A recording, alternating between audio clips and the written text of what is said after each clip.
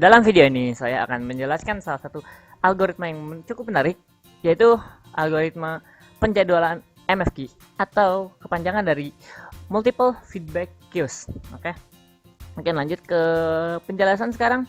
Nah, pertama, algoritma MFQ atau Multiple Feedback Queues ini adalah salah satu yang menerapkan strategi non-primitif. Nah, apa tuh non-primitif? Nah, non-primitif itu adalah salah satu strategi untuk dimana ketika kita menggunakan proses atau CPU menggunakan proses ini, si proses akan terus berjalan hingga proses itu berhenti atau menunggu ke waktu tunggu, yaitu wait time. Nah, seperti itu. Adapun yang primitifnya juga, tetapi saya tidak akan terlalu menjelaskan di sini. Mungkin kalian bisa search di Google, ya. Ada teknologi yang bernama Google lah ya. Lanjut, algoritma ini mirip sekali dengan algoritma multi-level queue. Nah, perbedaannya ialah algoritma ini mengizinkan proses untuk pindah antrian. Nah, sedangkan untuk multi-level queue, dia tidak bisa berpindah sebelum salah satu antriannya beres. Nah, jika suatu proses menyita CPU terlalu lama, maka proses itu akan dipindahkan ke antrian yang lebih rendah atau low priority. Hal ini menguntungkan proses interaksi karena proses ini hanya memakai waktu yang CPU yang cukup sedikit lah ya. Terus juga demikian pula dengan proses yang menunggu terlalu lama. Proses ini akan dinaikkan tingkatannya. Biasanya prioritas tertinggi diberikan kepada proses dengan CPU burst kecil. Dengan begitu, CPU akan terutilitas penuh dan MK dapat terus sibuk. Semakin rendah tingkatan panjang CPU burst, proses juga semakin besar. Nah, lalu ada ini nih gambar. Ini akan jadi gambaran lah ya. Tunggu bentar Pak. Ini 16-nya fontnya beda kok. Aduh, udahlah, nggak apa-apa. Oke, pertama nih, mungkin pakai inilah biar agak jelas.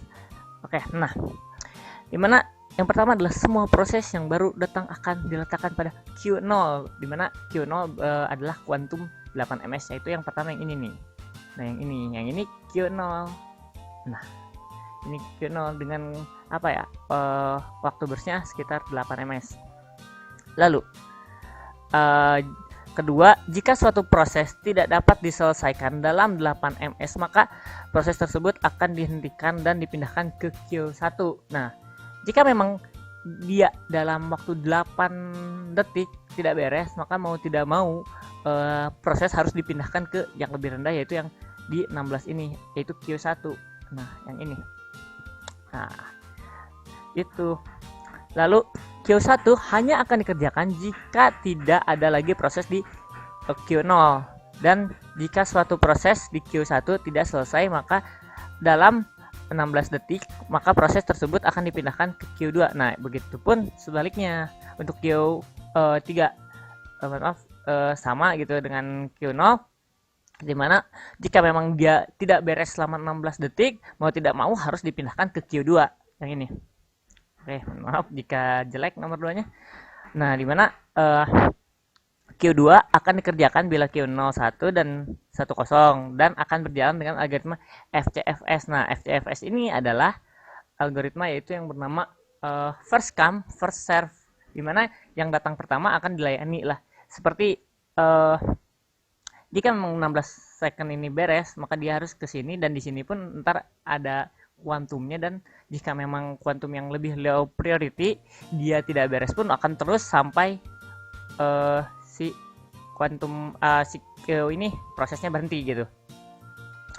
Oke, lanjut di sini. Nah, dari slide sebelumnya nih, terlihat bahwa ada kemungkinan terjadinya perpindahan antara Q atau antrian. Dalam hal ini ditentukan oleh time quantum. Namun dalam prakteknya, penerapan algoritma multi-level feedback Q akan diterapkan dengan mendefinisikan terlebih dahulu parameter-parameternya, yaitu yang pertama, algoritma penjadwalan tiap antrian.